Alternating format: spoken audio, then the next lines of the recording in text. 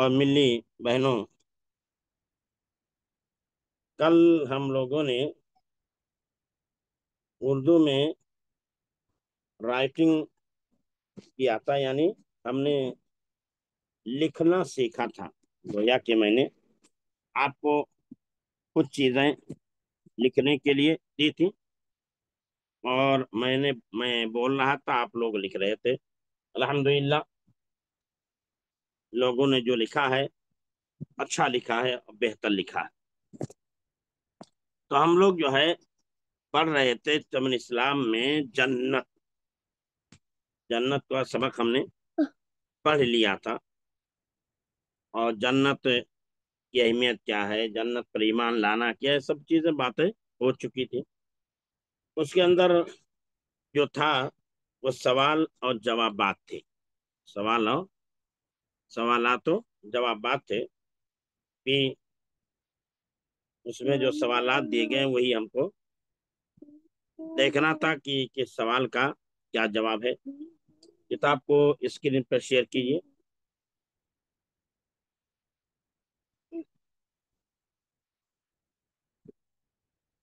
اور دوسری چیز اصل یہ کہنا تھا کہ ابھی چونکہ وقت جو ہے بڑی تیزی کے ساتھ بڑھ رہا ہے، جس کی وجہ سے مغرب کی نماز فرض ختم ہوتی ہے کہ 7:32 ہو جاتے ہیں، اور سنت پڑھتے ہوئے 35 تک پہنچ جاتے ہیں، اور گھر پہنچتے ہوئے ٹائم زیادہ ہو جاتا ہے، اس لیے تھوڑا سا ابھی معاملہ گڑبڑ ہو رہا ہے۔ اب اس کے بعد ٹائم ٹیبل جب بڑھایا جائے گا، یعنی ٹائم ٹیبل اس کو گویا کہ بڑھانے کی ضرورت ہے، آگے لے جانے کی ضرورت ہے۔ تو ابھی چونکہ بقرعید کی چھٹی ہونے والی ہے، اس لیے اسی پر اکتفا کیا جا رہا ہے۔ تو میں کہہ رہا ہوں کہ اسکرین شیئر کیجیے، اسکرین پہ کتاب لائیے، اسکرین۔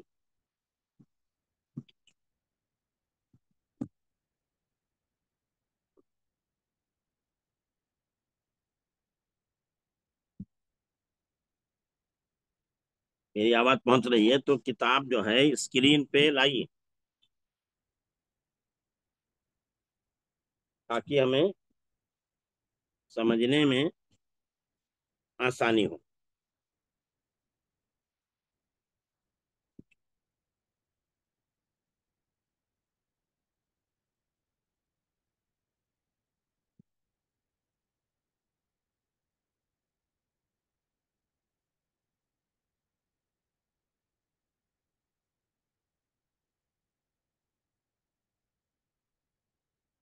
کتاب جو ہے اسکرین پہ لائیے، میں کہہ رہا ہوں۔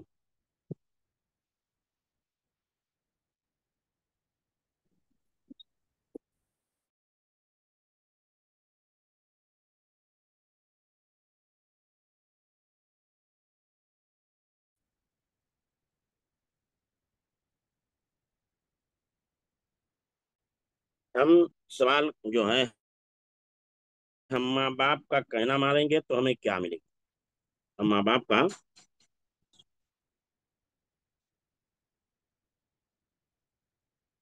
تو کیا ملے گی؟ ہم ماں باپ کا کہنا مانیں گے تو ہم کو کیا ملے گی؟ جنت ملے گی۔ ہم ماں باپ کا کہنا مانیں گے تو ہم کو جنت ملے گی۔ تو سوال ہے کہ ہم ماں باپ کا کہنا مانیں گے تو ہم کو کیا ملے گی؟ ہم ماں باپ کا کہنا مانیں گے تو ہمیں کیا ملے گی؟ جنت ملے گی۔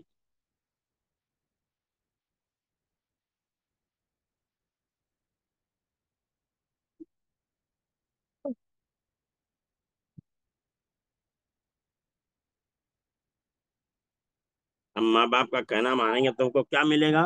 ہم کو جنت ملے گی۔ جنت میں کیا کیا چیزیں ملیں گی؟ تو اس کے اندر لکھا ہوا ہے، جنت میں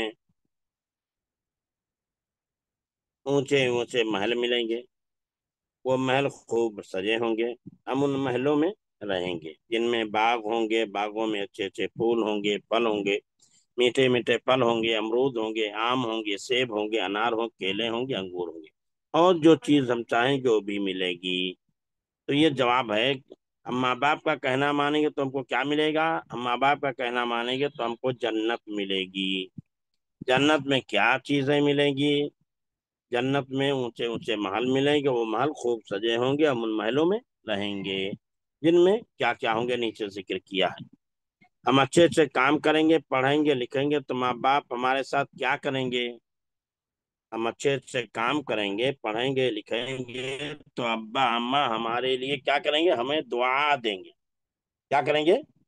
ہمیں دعا دیں گے۔ ہم اچھے اچھے کام کریں گے، پڑھیں گے لکھیں گے تو ماں باپ ہمارے لیے کیا کریں گے؟ ماں باپ ہمیں دعا دیں گے۔ ماں باپ ہمیں کیا کریں گے؟ دعا دیں گے۔ ہم کو کیا دعا کرنی چاہیے؟ ہم کو یہ دعا کرنی چاہیے کہ اللہ ہم کو نیک بنا، دنیا میں عزت دے اور مرنے کے بعد جنت دے۔ کیا دعا کرنی چاہیے؟ اے اللہ ہم کو نیک بنا، دنیا میں عزت دے اور مرنے کے بعد جنت دے۔ تو ہم ماں باپ کا کہنا مانیں گے تو تم کو کیا ملے گی؟ جنت ملے گا۔ ہم ماں باپ کا کہنا مانیں گے تو ہم کو کیا ملے گی؟ ہم کو جنت ملے گی۔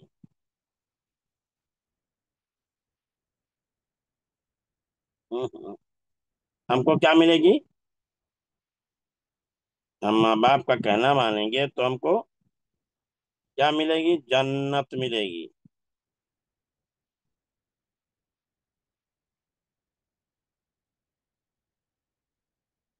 تو بتایا ہم کو ایسا لکھیں گے، ہم کو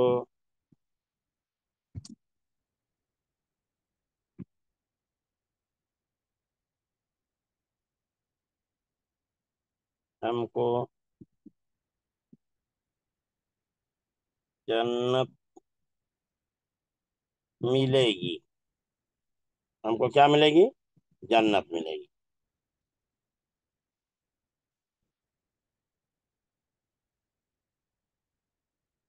تو یہاں بتایا ہم جنت میں کیا چیزیں ملیں گی؟ جنت میں اونچے اونچے محل ملیں گے، وہ محل خوب سجے ہوں گے، ہم ان محلوں میں رہیں گے۔ ہم اچھے اچھے کام کریں گے، پڑھیں لکھیں گے تو ماں باپ ہمارے ساتھ کیا کریں گے؟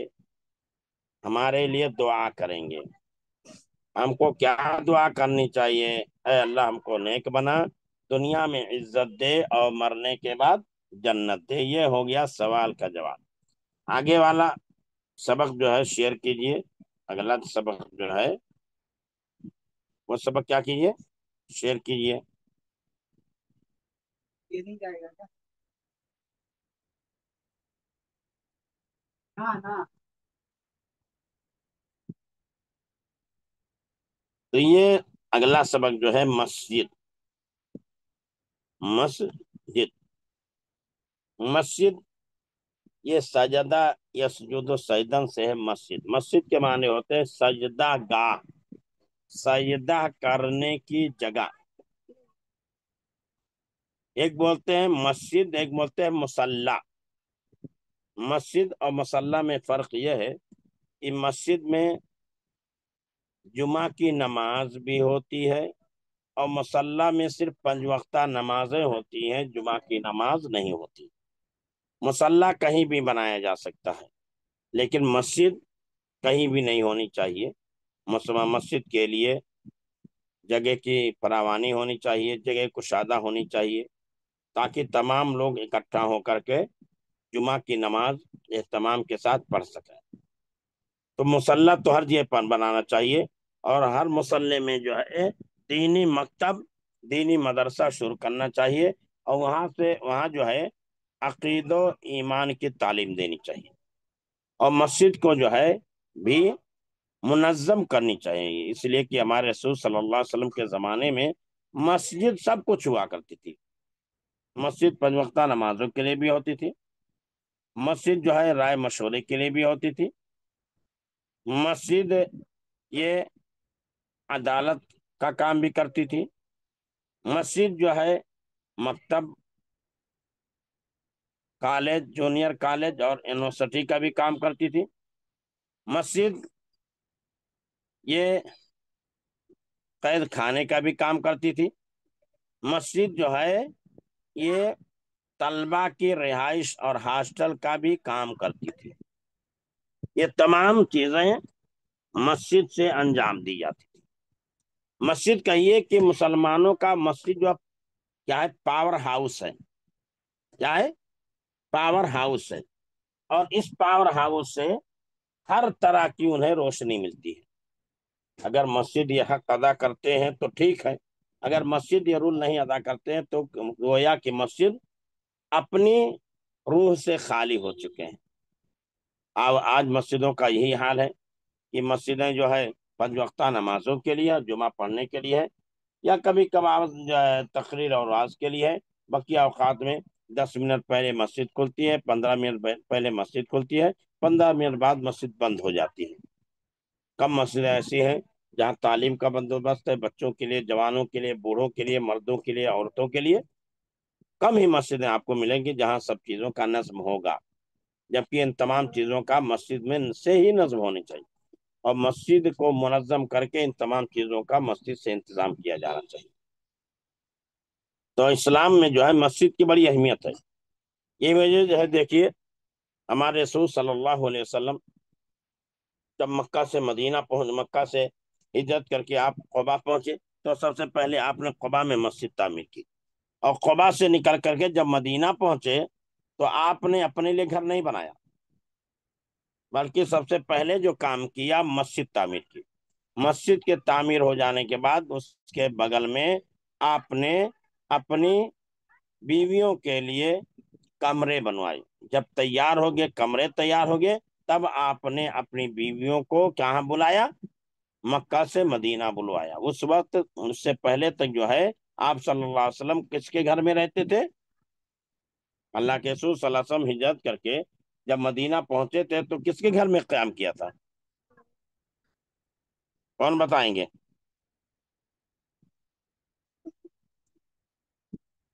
ابو ایوب انصاری رضی اللہ عنہ کے گھر میں آپ نے قیام کیا تھا۔ کس کے گھر میں قیام کیا تھا؟ حضرت ابو ایوب انصاری رضی اللہ تعالیٰ عنہ کے گھر میں قیام کیا تھا۔ انہی کے گھر میں رہا کرتے تھے، کیونکہ آپ کے لیے کوئی گھر نہیں تھا رہنے کے لیے۔ تو جہاں آپ کی اونٹنی رکی تھی، وہ سب سے قریبی گھر جس صحابی کا تھا وہ ابو ایوب انصاری تھے۔ انہی کو ہمارے رسول صلی اللہ علیہ وسلم کی مہمان نوازی اور خاطر تواضع کا شرف حاصل ہوا، اسی لیے انہیں جو ہے اللہ کے رسول صلی اللہ علیہ وسلم کا میزبان رسول کہا جاتا ہے۔ میزبان رسول، رسول کی میزبانی کرنے والے۔ تو ہمارے رسول صلی اللہ علیہ وسلم نے مکہ پہنچ کر کے، مکہ سے مدینہ قبا پہنچے تو مسجد تعمیر کی جو مسجد قبا کہلاتی ہے، اور ہر سنیچر کو ہمارے رسول صلی اللہ علیہ وسلم وہاں جاتے تھے اور 2 رکعت نماز پڑھتے تھے، اور 2 رکعت نماز پڑھنا یہ عمرہ کے برابر، ثواب کے برابر ہے۔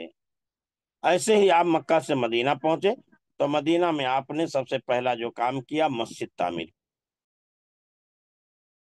کی، مسجد بنائی، جو سے مسجد نبوی کہا جاتا ہے، جسے مسجد نبوی کہا جاتا ہے۔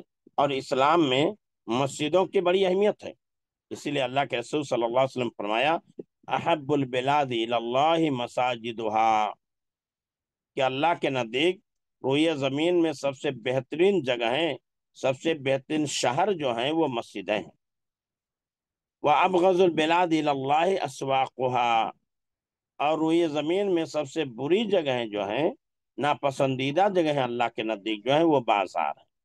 اس لیے کہ مسجد میں نماز پڑھی جاتی ہے، اللہ کا ذکر کیا جاتا ہے، قرآن کی تلاوت کی جاتی ہے، سنن نوافل کا اہتمام کیا جاتا ہے، تعلیم، بچوں کو دینی تعلیم دی جاتی ہے۔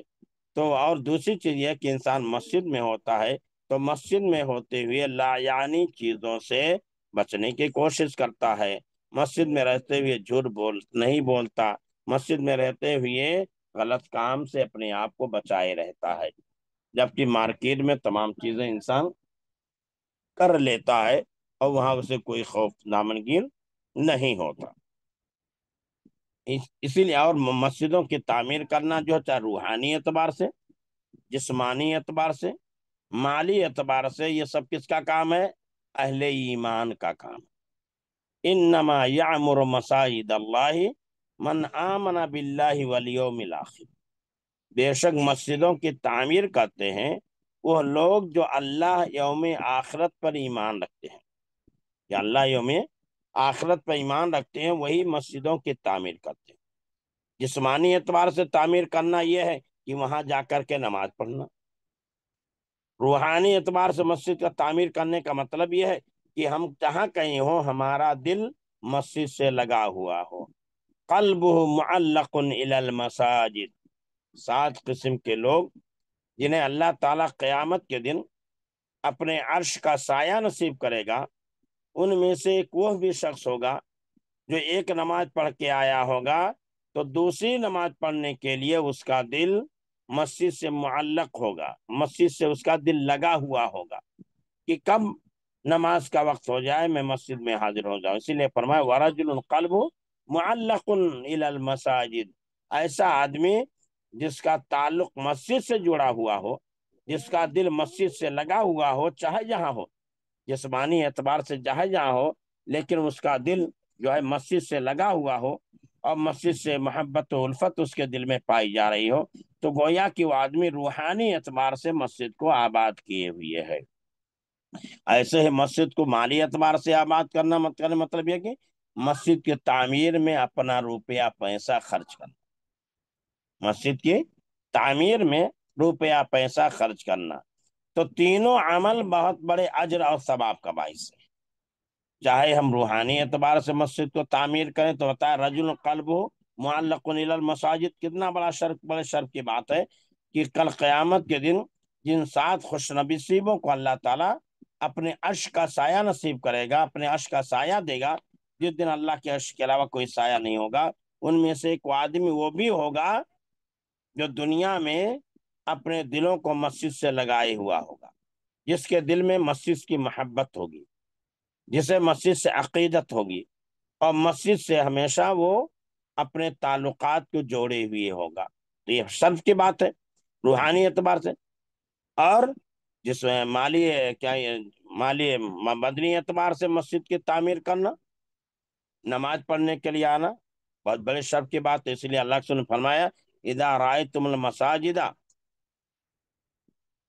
کہ جب تم، حدیث یاد نہیں آ رہی ہے، حدیث ہے کہ جب تم ایک آدمی کو دیکھو، اذا رأیتم رجلا یعتاد المساجد فاشهدوا له بالایمان، کہ جب ایک آدمی کو دیکھو جو برابر مسجد آیا اور جایا کرتا ہے، ایک آدمی کو دیکھو جو مسجد برابر آیا اور جایا کرتا ہے، فاشهدوا له بالایمان، تو اس بات کی گواہی دے دو کہ وہ ایمان والا ہے، فاشهدوا له بالامان، اس کے لیے ایمان کی گواہی دے دو، کیونکہ اللہ تعالیٰ فرماتا ہے انما یعمر مساجد اللہ من آمن باللہ والیوم الآخر واقام الصلاۃ وآتى الزکاۃ ولم یخش الا اللہ، کہ بے شک مسجدوں کی تعمیر وہ کرتے ہیں جو اللہ یوم آخرت پر ایمان رکھتے ہیں، نماز قائم کرتے ہیں، زکوٰۃ ادا کرتے ہیں، اور اللہ کے علاوہ کسی سے نہیں ڈرتے۔ تو یہ روحانی اعتبار سے مسجدوں کا تعمیر کرنا ہے، ارے جسمانی اعتبار سے مسجدوں کا تعمیر کرنا ہے، اور مالی اعتبار سے مسجدوں کی تعمیر کرنے کی بھی بڑی فضیلت ہے۔ من بنا للہ مسجدا بنا اللہ لہ بیتا فی الجنہ، یا من بنا یبتغی للہ مسجدا بنا اللہ لہ فی الجنہ، کہ جو انسان اللہ کے لیے، اللہ کی خوشنودی اور رضا کے لیے مسجد تعمیر کرے گا، اللہ تعالیٰ اس کے لیے جنت میں گھر بنائے گا۔ یا بعض روایت من بنا للہ مسجدا کمفحص قطعۃ، کہ اگر کوئی مسجد اللہ کے لیے مسجد بناتا ہے چاہے وہ چڑیا کے گھونسلہ کے برابر ہی کیوں نہ ہو، تو ایسے انسان کے لیے بھی اللہ تعالیٰ مسجد تعمیر کرے گا۔ اور مسجد کی تعمیر جو ہے یہ صدقہ جاریہ والے اعمال میں سے، ان عملوں میں سے ہے جس کا اجر اور ثواب انسان کو اس کے مرنے کے بعد بھی ملتا رہے گا، اس کی زندگی میں تو ملے گا، اس کے مرنے کے بعد بھی اس کے نیکیوں کا سلسلہ ختم نہیں ہوگا۔ تو یہ مسجدوں کی روحانی اعتبار سے، جسمانی اعتبار سے اور مالی اعتبار سے آباد کرنے کے فوائد ہیں۔ تو مسجد کو جو ہے صاف ستھرا رکھنا چاہیے، مسجد میں اللہ کا ذکر و فکر کرنی چاہیے، مسجد میں گندگی نہیں کرنی چاہیے، مسجد میں بلند آواز سے بلند آواز نہیں نکالنا چاہیے، اور مسجد میں ادب و احترام کے ساتھ بیٹھنا چاہیے، مسجد میں بیٹھ کر کے کسی کو تکلیف نہیں پہنچانی چاہیے، ہر ایک کو کو عبادت کرنے کا پورا پورا موقع دیا جانا چاہیے۔ اسی لیے ابراہیم علیہ السلام کو جب اللہ تعالیٰ نے خانہ کعبہ تعمیر کرنے کا حکم دیا تو کہا وَطَهِّرْ بَيْتِيَ لِلطَّائِفِينَ وَالْعَاكِفِينَ وَرُكَّعِ السُّجُودِ، کہ میرے گھر کو صاف ستھرا رکھو، میرے گھر کو صاف ستھرا کرو، وَطَهِّرْ بَيْتِيَ لِلطَّائِفِينَ، طواف کرنے والوں کے لیے، اور سجدہ کرنے والوں کے لیے، اور رکوع کرنے والوں کے لیے، رکوع سجدہ کرنے والوں کے لیے کیا کرو، میرے گھر کو صاف ستھرا رکھو۔ ایک کالی کلوٹی عورت تھی، مسجد نبوی میں جھاڑو لگایا کرتی تھی، مسجد نبوی میں جھاڑو لگایا کرتی تھی۔ اللہ کے رسول صلی اللہ علیہ وسلم نے جب اسے نہیں دیکھا تو پوچھا وہ کالی عورت، وہ عورت جو جھاڑو لگاتی تھی کہاں ہو گئی؟